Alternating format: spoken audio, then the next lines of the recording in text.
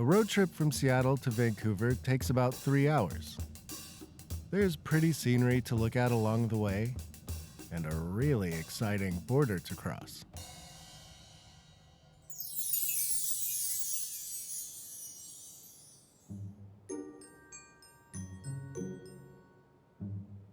Once you make it into British Columbia, everything changes in an instant. It's like entering another world. In Vancouver, most public servants are required to drive Teslas. So you see the things just about everywhere. All of the clocks here run on steam and play songs.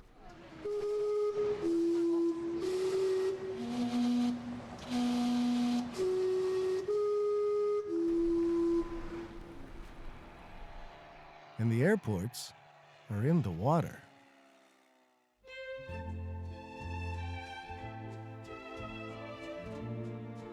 Oddities like these aside, it would be hard to dream up a more beautiful city. Beautiful mountains, beautiful buildings, beautiful geese, beautiful graffiti complemented by beautiful, filthy alleyways.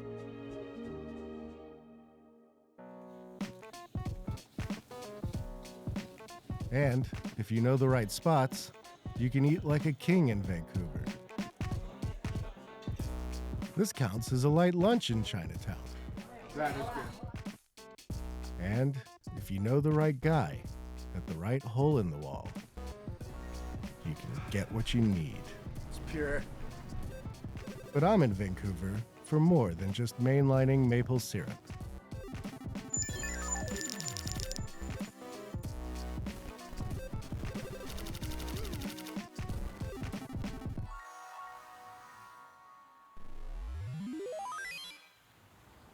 There are people who would say that building a super lifelike, extremely intelligent robot is a terrible idea.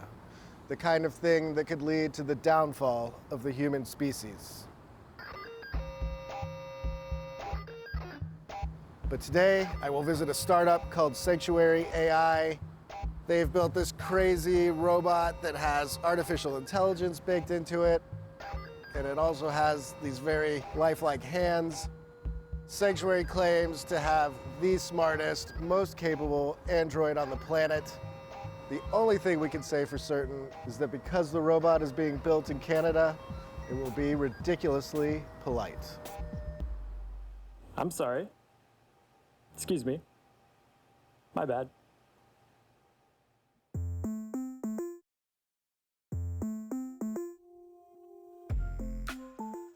Sanctuary AI was started by a handful of engineers in 2019. The company's CEO is this fella, and its chief technology officer is Suzanne Gildert. If Suzanne looks familiar to some of you, that's because she's been on Hello World before. Her previous company was called Kindred, and it made robotic arms that could pick and place items in factories. Suzanne's new company is a lot like her old company, only better. Do you want to shake hands? Yeah, absolutely. Nice to meet you. Nice to meet you. So this is a general purpose robot. It's a humanoid in form and function. It's designed to be good at doing work tasks. Do I call it an it? What should we, how do we refer? I usually refer to the robot as Eric. Eric is our pilot, who you'll see taking control of the robot. He will be our operator today. Hi, Eric. Hey. I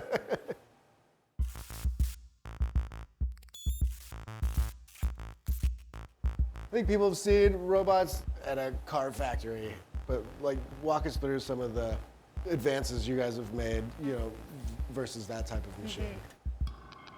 Most robots that you'll find in industry are special purpose, and they're programmed in a very different way. They're programmed to do a repetitive task over and over again. So that robot, it doesn't really know where things are. It's just executing some pre-written routines. So what we're trying to do here is build a robot that is actually aware of its surroundings. It's building up a mental model of everything it's seeing in real time, and is therefore able to do different tasks, more general purpose tasks. And then a big part of that would be the dexterity of the hands. I know that Yeah, you guys have been yeah. focusing on that for quite some time. Yeah, these are sort of about the 4th generation hands that we've built. So maybe Eric, you can hold out your hand. I can show some of the features. So obviously a human-like hand, 4 fingers and a thumb. These things you see here are sensors. That gives a robot a haptic sense of touch. When these pressure sensors are pressed, the data signals go into the software system. They're also relayed to the pilot. So Eric has like a glove on, Yes. and he can feel. Yes. Eric, you can feel that when you poked. Yeah. Why don't we play a game of chess and we Okay. can talk through some of the components while we do that? All right, so you're white. You go first, right? Yeah, sounds good. Should have pre-planned my move. I will be using the Sicilian defense. Just, I'll let you know. Oh, seems I might be outmatched. Eric, when you're doing this, I mean, are you just seeing the piece like I am, or there's some sort of guide? Do you have a helmet on? Yes, I do. I have a VR headset. So what I'm seeing is stereo vision through the camera you're looking at. Yeah, you can almost see behind you, right? Yeah. Oh, I didn't even see the camera over here. I think that probably if people saw this for the first time and then they hear that there's a human operator behind it, Yeah. they would kind of be like, oh, well, that's Yeah. not, I wanted, the full robot. Yeah. So a lot of people ask, well, isn't this just a person behind the scenes? But having a person behind the scenes allows us to gather lots of very human-like training data to train the software system, train the AI algorithms to be more human-like over time. So we're currently just using VR rigs, sort of Yeah. off-the-shelf gear, but we're planning on having some new rigs made that actually give force feedback to the pilot as well. So Eric, if you hold your arm out and I did this, the pilot would actually be able to feel the force feedback as well. These robots are designed to work alongside people, so we need them to be very safe. And one of the things about this robot and its motor system is it actually operates in a force-controlled mode. So what that means is the robot will try and hold at the position of the arm, but if a maximum force is applied that is greater than a certain force, it will give. Tell me a little bit about your background, just because I know you've been into electronics and computing since you were a kid, right? Well, I've loved electronics and robotics and things like that since I was little. I did a degree in physics and a PhD in physics and electronics too. And then from there, I worked in the quantum computing space for a while and eventually found my way into AI. You grew up in the UK. Yeah, that's and right. I know, like, outside of this, you have all these interesting tech-related pursuits. Yeah, so I have quite a lot of interesting hobbies that I do. I do like to do paintings. They've kind of moved towards a more tech electronics theme. And they're actually inspired a lot by computer history. So a lot of the paintings you'll see are things like close-ups of old microprocessors. There are even a few that are like robot power circuits. So always thinking about robots. Whose move is it, I Eric? believe it's your turn. I'm not going to lose to a AI human. Team Human. Okay. I'm okay with that strategy. Chess is a really interesting game for several reasons. One is it's fairly easy now for software systems to solve the intellectual part of chess. So it's been historically used in AI many, many, many times for teaching machines. What we're really trying to show here, though, is that it's the parts of chess that people find easy, like picking up a piece, moving it, knowing where all the pieces are on the board. Those are the parts that people find very easy. Computer algorithms find that part extremely hard. But also chess is a stand-in for all different kinds of activities that you might have to do in the world of work. Maybe things need organizing in the right locations. You need to take stock of items in a retail store. Or you could imagine instead of chess pieces, these were small parts on an assembly or a sortation line. I mean, the goal is eventually then the robot is just smart enough. It's just doing its own thing with no human operator in some jobs? Yeah, for certain tasks. Yeah. So I'd like to see this robot system be able to automate the really mundane, boring parts out of the. Sorry, I gotta readjust something. I would appreciate if you gave me a minute or two. I'll just let him adjust that and move out of the way of its arm. So I'd like to see these robots doing the sort of boring, mundane parts of tasks, and then the pilots are now freed up to be more like the overseers or the managers of a Okay. group of robots. So you can imagine a group of robots all being controlled by a single pilot, almost like the person becomes more of a manager, and the robots become more like the manual workers. Okay.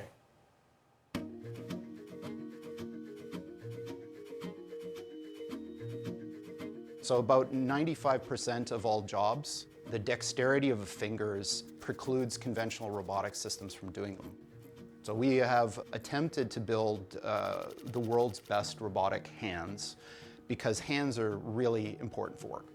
So we are working on integrating state-of-the-art robots, specifically for manipulation of the world through hands, with a new kind of AI system that integrates a lot of the tools that people have been developing around the world into a platform that's intended to give these robots the kind of understanding of the world that is kind of a baseline for work. It's interesting because I think there's definitely people who'd look at what you guys are making and they're like, oh, great, now you're going to take all these factory jobs from people. Well, it's not taking jobs. In fact, I think that it's starting to be recognized that the problem that we face in terms of the employment labor market is actually the opposite problem.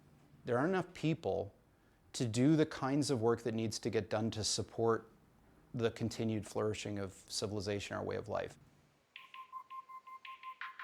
There are more than 11 million unfilled positions in the US right now.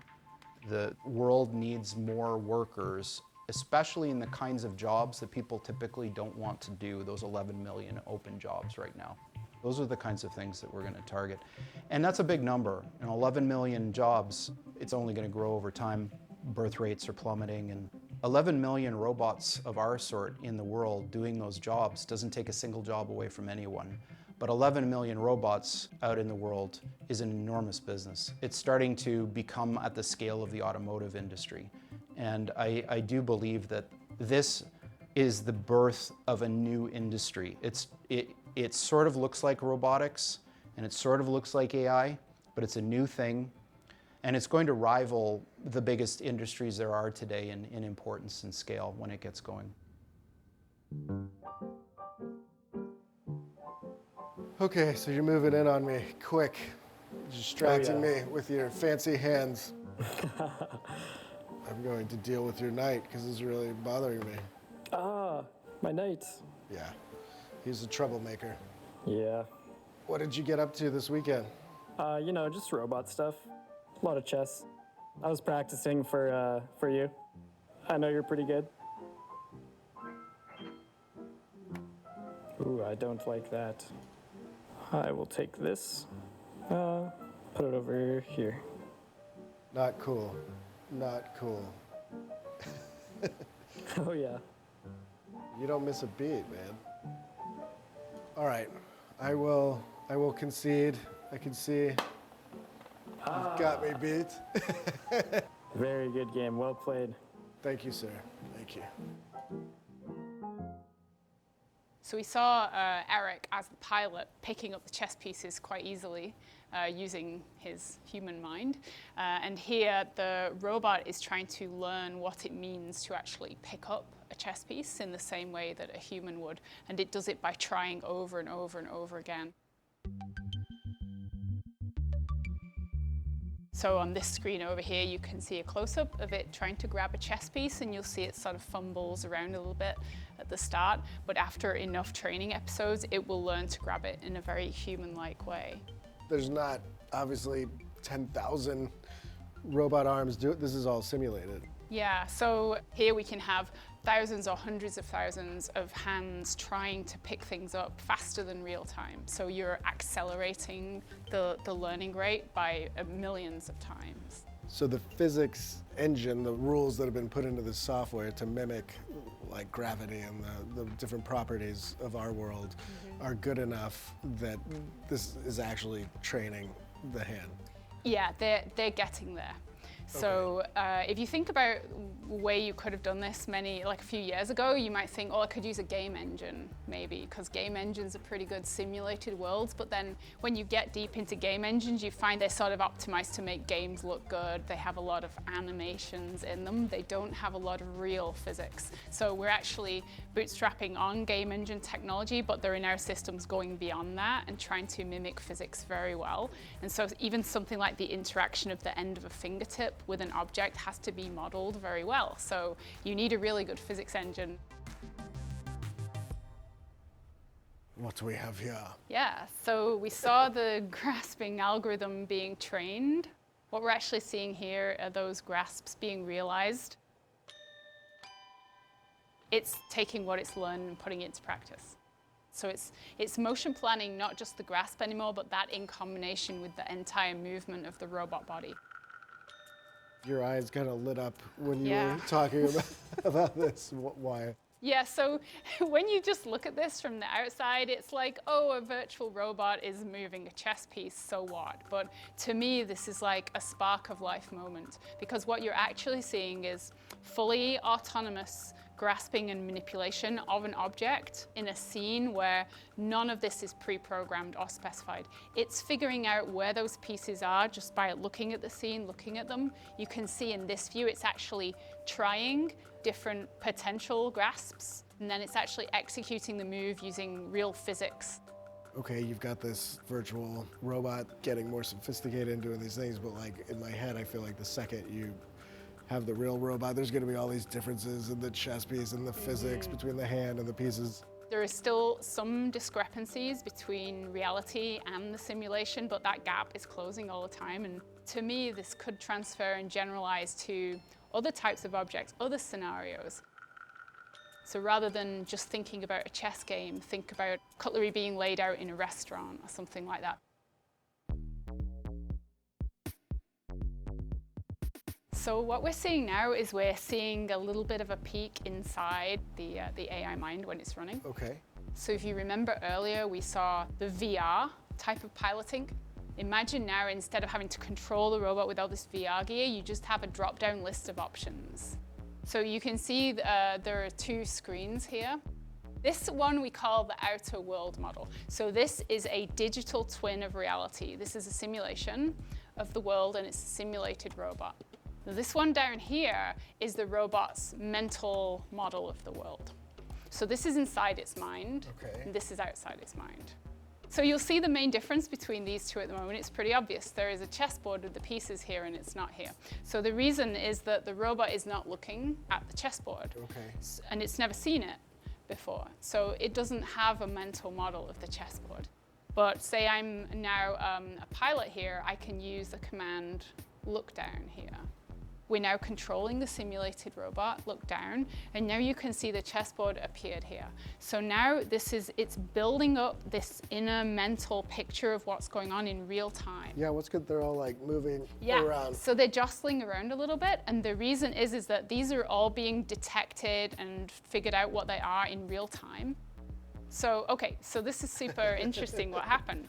Down here, a bunch of the pieces have disappeared. So it's like blocking its vision? Or? Yeah.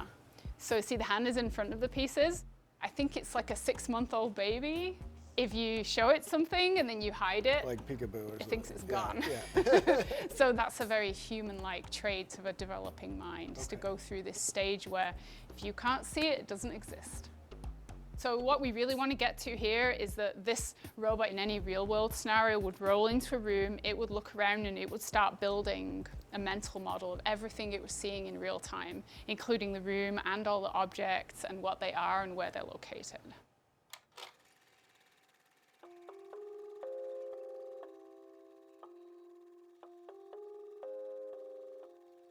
It's funny because in some ways I'm picturing in my head like 1960s sci-fi, like a android that is moving around, and what you guys are making is still sort of in some ways people's first conception of where all this was heading.